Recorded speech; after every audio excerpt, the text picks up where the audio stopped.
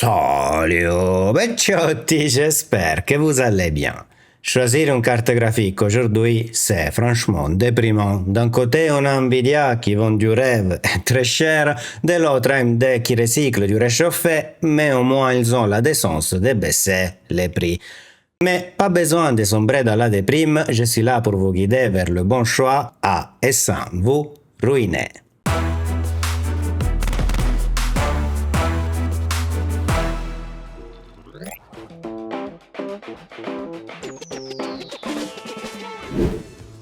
Avant d'acheter une carte graphique, que ce soit pour jouer ou pour travailler, commencez par choisir un écran, parce que sans écran, votre carte graphique servira juste de chauffage de luxe.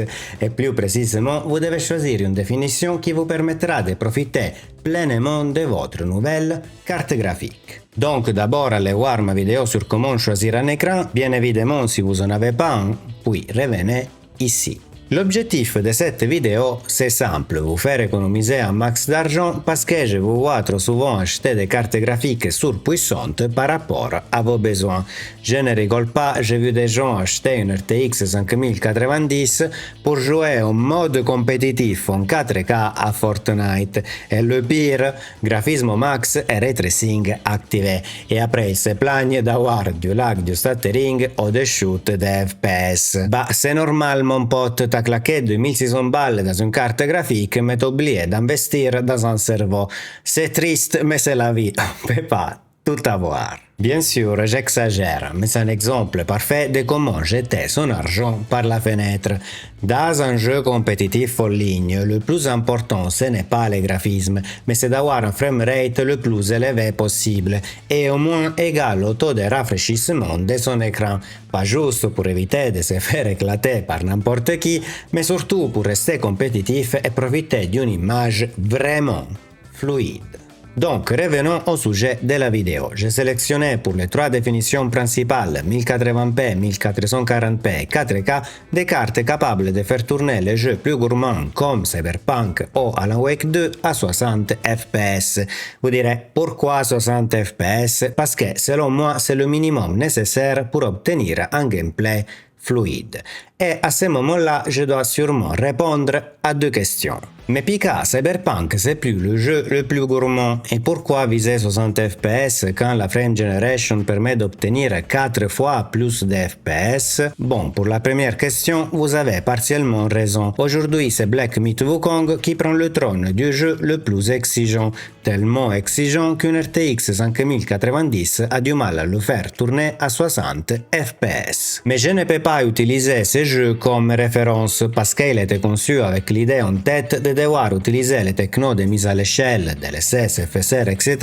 et la frame generation pour pouvoir y jouer correctement. Et à ce moment-là, à exclusion de la 5090, avoir une de ces cartes ne changera pas le ressenti de fluidité en jeu.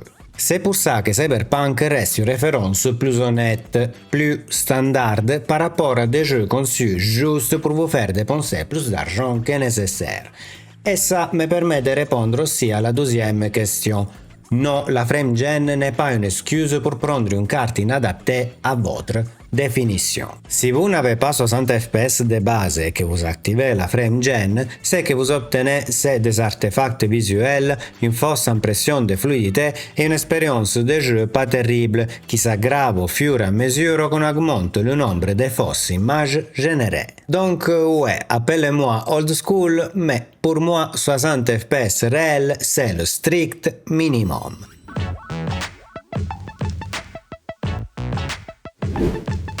Maintenant, je vais vous conseiller les meilleures cartes achetées selon votre budget et on commence par la 4K.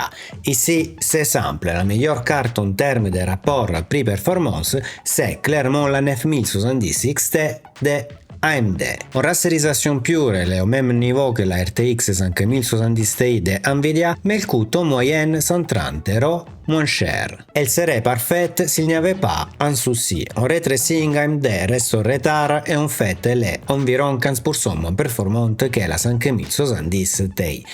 Donc, si vous comptez jouer avec du ray tracing, vous avez le budget et surtout vous pensez avoir vraiment besoin d'un peu plus de performance, alors dans ce cas-là, je peux recommander la 5070 Ti. Pour ceux qui hésitent entre la 9070 et la 9070 XT, je vous conseille clairement de dépenser un peu plus pour la 9070 XT.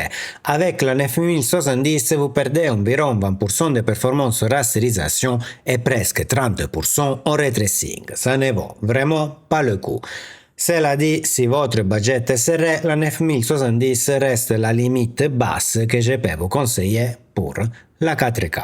Si l'argent n'est pas un problème, vous pouvez partir sur la 5080, mais attention, elle coûte environ 1300 €, soit 40% de plus que la 5070 Ti, pour seulement 15% de performance supplémentaire. Dépenser 40% de plus pour gagner seulement 15%, vous comprenez que c'est débile. Mais si vous avez vraiment besoin de performance, vous n'avez pas le choix. C'est aussi pour ça que je ne peux pas vous recommander la 5090 qui coûte environ 2600 €, soit plus de 2 fois le prix de la 5070 Ti pour un 41% de performance. Même discours, elle coûte trop cher, le rapport prix-performance ne vaut absolument pas le coup. Mais si vous avez un vrai besoin de puissance, vous n'avez pas le choix. Et la faute, c'est d'AMD qui n'a pas encore sorti des cartes capables de rivaliser avec Nvidia à ce niveau.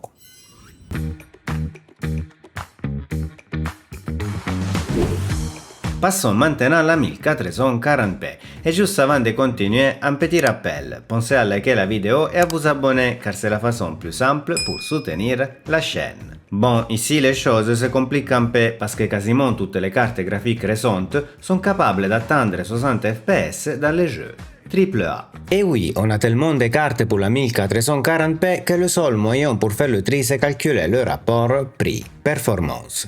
Et d'après mes calculs, si vous jouez sans ray tracing, la meilleure carte actuellement c'est la 9060 XT d'AMD, suivie par le RX 7800 XT.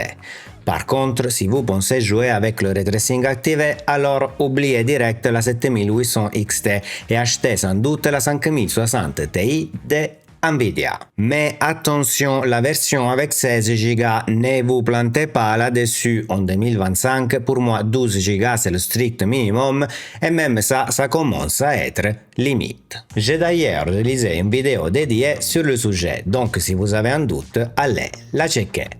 Si vous pensez avoir besoin de plus de performance, par exemple pour atteindre un certain nombre de FPS dans les jeux compétitifs, vous avez trois options, la RTX 4070 Super, la 5070 ou la 9070 d'AMD. La 4070 Super, c'est selon moi le meilleur choix, vous la trouvez à prix raisonnable, seulement d'occasion sur les bons coins et les perfs sont très proches des autres deux cartes. Comme toujours, si vous achetez d'occasion, demandez la facture et vérifiez la durée de la garantie, sinon vous risquez d'acheter juste une belle déco RGB.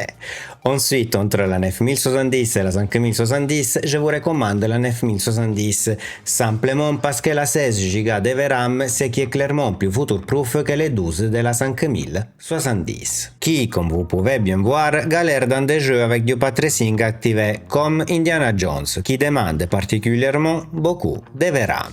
Cela dit, si vous préférez accéder aux techno Nvidia comme le DLSS 4 un peu au-dessus du FSR 4 côté IA, vous pouvez bien sûr reprendre la 5070, mais si un jour votre jeu crash ou galère à charger des textures, je vous aurai prévenu. J'en profite du coup pour ouvrir une petite parenthèse.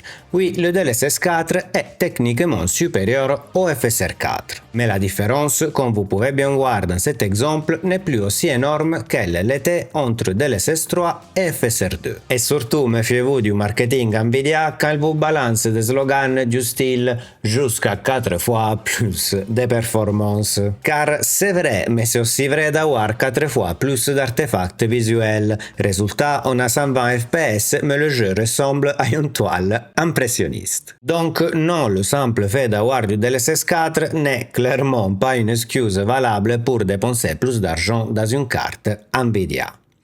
Enfin, il faut qu'on parle de la 1080p. Mon avis, achetez un écran 1440p et oubliez la 1080p. D'abord parce que les écrans 1440p commencent à être vraiment pas chers. Ensuite parce que peu importe la carte graphique de dernière génération que vous allez acheter, elle sera overkill pour de la 1080p. Par exemple, même une 5060 tape 100 fps sur Cyberpunk. Et surtout parce qu'aujourd'hui vous risquez un gros problème de bottleneck CPU, ce qui vous obligera à dépenser encore plus dans un processeur haut de gamme juste pour compenser. Aucun intérêt. Mais bon, si pour une raison obscure vous voulez absolument rester en 1080p, prenez la 9060 XT.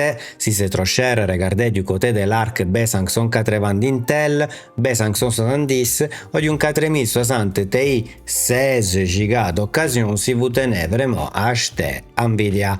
Et par pitié, on est en 2025, oubliez les cartes avec seulement 8 Go de VRAM, sauf si vous tombez sur une super promo ou que vous avez un budget ultra serré. J'ai résumé toute la vidéo dans un tableau clair et simple pour vous aider à faire le bon choix. Vous le trouvez comme d'hab en description.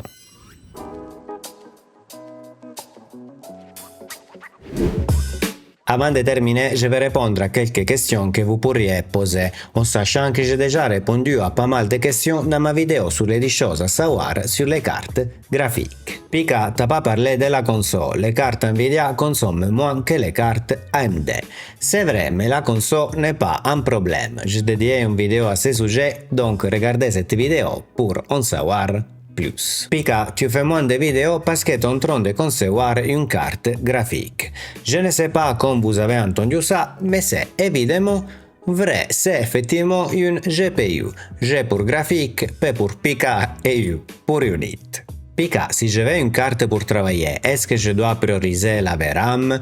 À la base, oui, mais ça dépend surtout des logiciels que vous utilisez. Je vous conseille d'aller sur le site Puget System pour savoir combien de VRAM demandent les applications et surtout s'ils sont plus optimisés Nvidia ou AMD. Nvidia garde une petite longueur d'avance surtout grâce à CUDA et à ses perfs en calcul IA. Et c'est d'ailleurs la seule raison pour laquelle j'ai une 5070 Ti dans ma config principale au lieu de la 9070 XT. Enfin, Pika, pourquoi tu recommandes quasiment toujours en premier des cartes AMD? Tout simplement parce que le rapport prix-performance est imbattable. Ce n'est pas parce que je suis un fanboy, c'est juste que tant qu'Nvidia ne baisse pas ses prix, je n'ai pas le choix.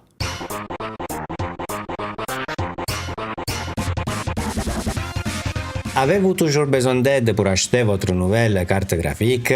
Écrivez-le dans les commentaires, pouce bleu au passage, abonnez-vous pour ne pas rater une prochaine vidéo de tests, news et conseils sur l'hardware et l'informatique. À la prochaine con Pika. Ciao!